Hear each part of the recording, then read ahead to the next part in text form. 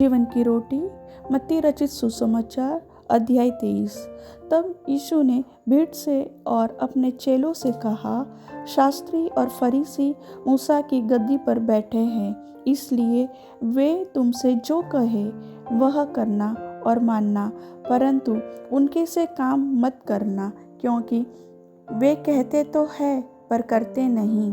वे एक ऐसे भारी बोझ को जिनको उठाना कठिन है बांधकर उन्हें मनुष्यों के कंधों पर रखते हैं, परंतु स्वयं उसे अपनी उंगली से भी सरकाना नहीं चाहते। वे अपने सब काम लोगों के दिखाने के लिए करते हैं। वे अपने ताबीजों को चौड़ा करते और अपने वस्त्रों की कोरे बढ़ाते हैं।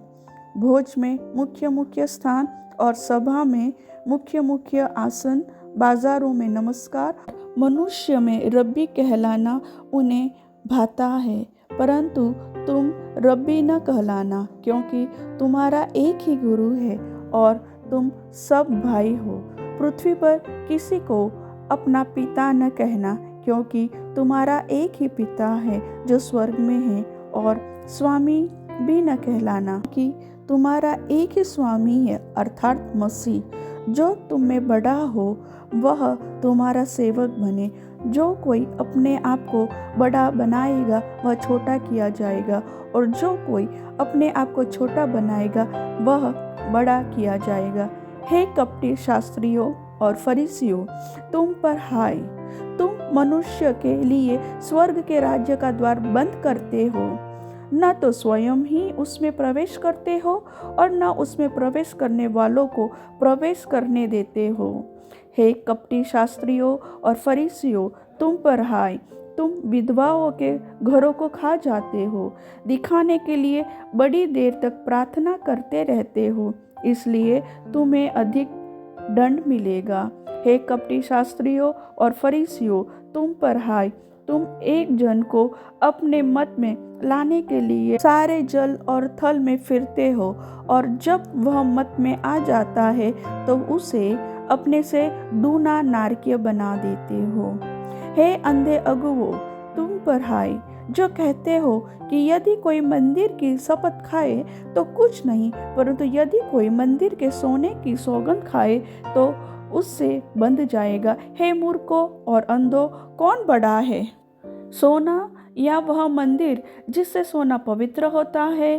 फिर कहते हो कि यदि कोई वेदी की शपथ खाए तो कुछ नहीं, परंतु जो भेंट उस पर है, यदि कोई उसकी शपथ खाए तो बंध जाएगा।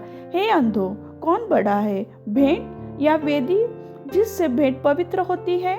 इसलिए जो वेदी की शपथ खाता है वह उसकी और जो कुछ उस पर है उसकी भी शपथ खाता है। जो मंदिर की शपथ खाता है वह उसकी और उसमें रहने वाली की भी शपथ खाता है। जो स्वर्ग की शपथ खाता है वह परमेश्वर के सिंहासन की और उस पर बैठने वाले की भी शपथ खाता है। हे कपटी शास्त्रियों और फरीसियों, तुम पर हाय! तुम पुदीने और सौंफ और जीरे का 10वां अंश तो देते हो, परंतु तुमने व्यवस्था की गंभीर बातों को अर्थात न्याय और दया और विश्वास को छोड़ दिया है। चाहिए था कि इन्हें भी करते रहते और इन्हें भी न छोड़ते। हे अंधे अगुवो, तुम मच्छर को तो छान डालते हो, परंतु ऊंट को निगल जाते हो। हे कपटी शास्त्रियों और फरीसियों, तुम पर हाय! तुम कटोरे और थाली को ऊपर ऊपर से तुम मांजते हो, परंतु वे भीतर अंधेर और असंयम से भरे हुए हैं। हे अंधे फरीसी, पहले कटोरे और थाली को भीतर से मांज कि वह बाहर से भी स्वच्छ हो। हे कपटी शास्त्रियों और फरीसियों, तुम पर हाय! तुम चूना फिरी हुई कब्रों के समान हो, जो ऊपर से तो सुंदर दिखाई देती है, परंतु भीतर मुर्दों की हड्डियां और सब प्रकार की मलिनता से भरे हैं। इसी रीति से तुम भी ऊपर से मनुष्य को धर्मी दिखाई देते हो, परंतु भीतर कपट और अधर्म से भरे हो। हे कपटी शास्त्रियों और फरीसियों, तुम पर हाय, तुम भविष्यवक्ताओं की कब्र संवारते और धर्मियों की कब्रें बनाते हो और कहते हो, यदि हम अपने बाप दादों के दिनों में होते तो भविष्यवक्ताओं की हत्या में उनके साझी न होते। इससे तो तुम अपने पर आप ही गवाही देते हो कि तुम भविष्यवक्ताओं के हत्यारों की संतान हो। अतः तुम अपने बाप दादों के पाप का घड़ा पूरी तरह भर दो। हे सांपों, हे करेतों के बच्चों, तुम नरक के दंड से कैसे बचोगे? इसलिए देखो, मैं तुम्हारे पास भविष्यवक्ताओं और बुद्धिमानों और शास्त्रियों को भेजता हूँ, और तुम उनमें से कुछ को मार डालोगे और क्रूस पर चढ़ाओगे, और कुछ को अपने आराधनालयों में कोड़े मारोगे, और एक नगर से दूसरे नगर में खदेड़ते फिरोगे। जिससे धर्मी हाबिल से लेकर बिरिक्या के पुत्र जकरिया तक, जिसे तुमने मंदिर और वेदी के बीच में मार डाला था, जितने धर्मियों का लहू पृथ्वी पर बहाया गया है, वह सब तुम्हारे सिर पर पड़ेगा। मैं तुमसे सच कहता हूँ, ये सब बातें इस समय के लोगों पर आ पड़ेगी। हे यरूशलेम, हे यरूशलेम, तो भविष्यवक्ताओं को मार डालता है और जो तेरे पास भेजे गए उन पर पथराव करता है।